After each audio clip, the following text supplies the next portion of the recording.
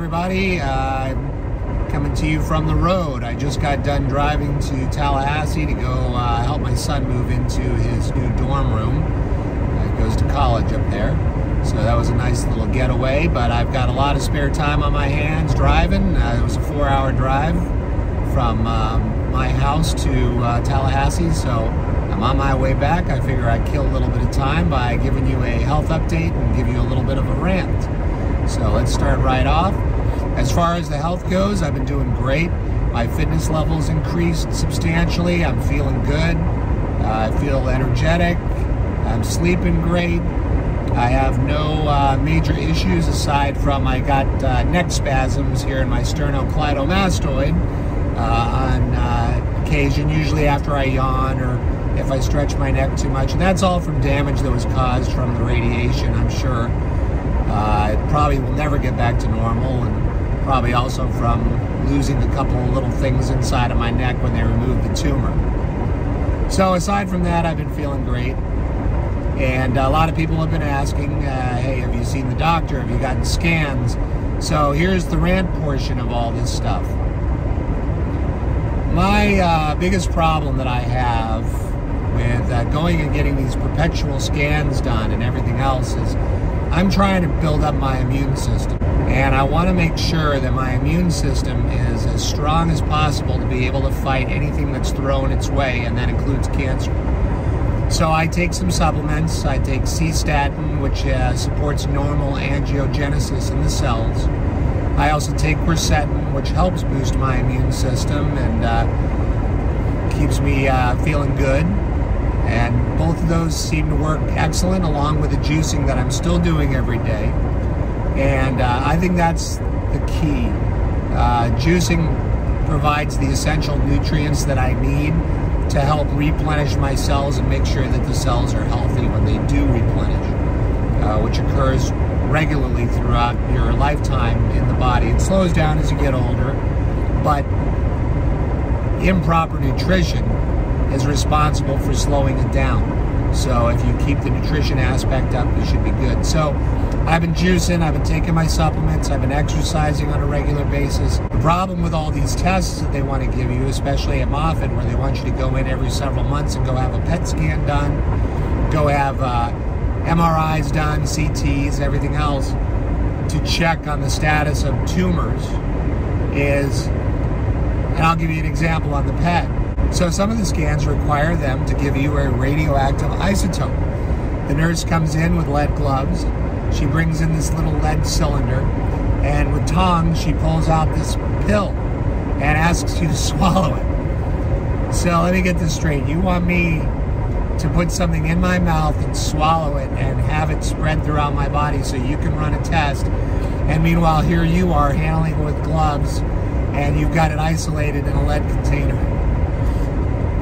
So I'm ingesting poison that is going to possibly give me cancer in the future if I continue to do this on a regular basis. And they want you to have a scan done on a regular basis, like every several months. It's insane. So I looked at it this way, and this is how I really presented it to everybody, is if I go and get these scans, and let's just say hypothetically I find out that I've got tumors in other parts of my body, my attitude is what's going to change? What am I going to do differently if I found that out?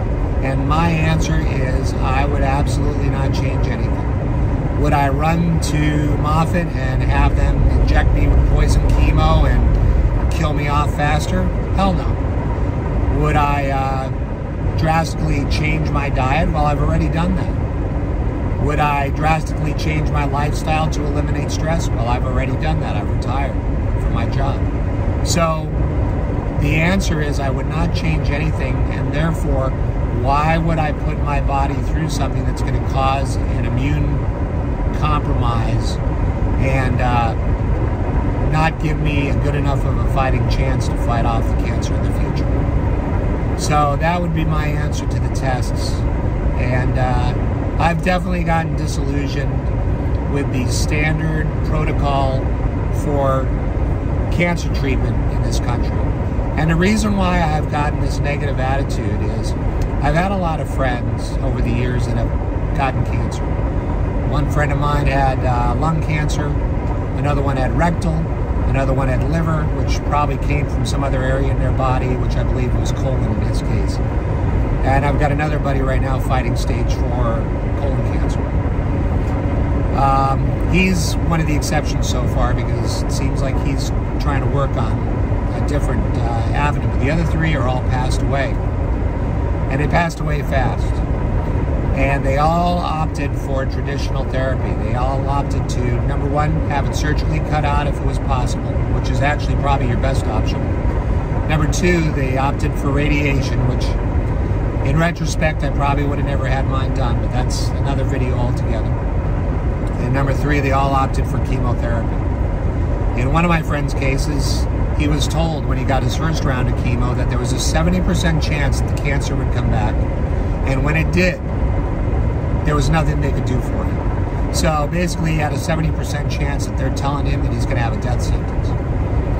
So naturally, he was scared, and he figured he was going to be that 30% that was going to make it, and it wasn't going to come back because he said he was strong and he could handle it. Well, it came back, and guess what? There was nothing that they could do for him because the cancer had built up a resistance to chemotherapy. So he ended up passing away very quickly and miserably, I might add, which I saw that, and that really sunk in with how I wanted to handle my care. I didn't want to end up like that. And the only way that I wasn't going to end up like that is I was not going to go ahead and have them convince me that chemotherapy was the way to go. And believe it or not, my cancer treatment facility, who initially told me that my type of cancer does not respond to any form of chemotherapy, then tried to put me on chemotherapy.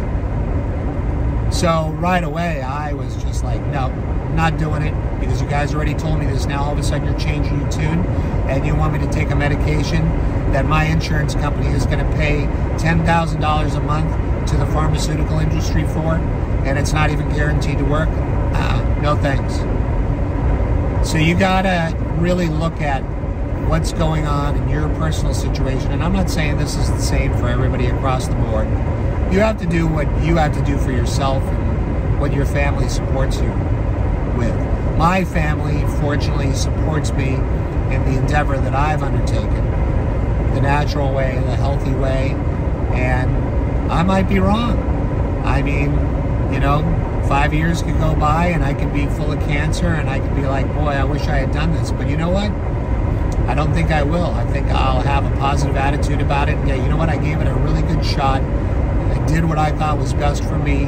I did what I thought was best for my family at the time, and I have no regrets. So yes, I feel great, and I'm happy with the path that I've chosen. I'm eating healthy. I'm doing everything that I can, and I feel like this is the right way for me to go. And I'm very happy, and I'm at peace with that decision that I've made. But this whole thing that's going on with the pharmaceutical industry, cancer treatment in this country, okay, yeah, they've made some substantial progress in it, but cancer treatment is still a huge money grab. Chemotherapy is a huge money grab, and I just don't trust them anymore. I don't trust the medical industry anymore. I don't trust the pharmaceutical industry anymore.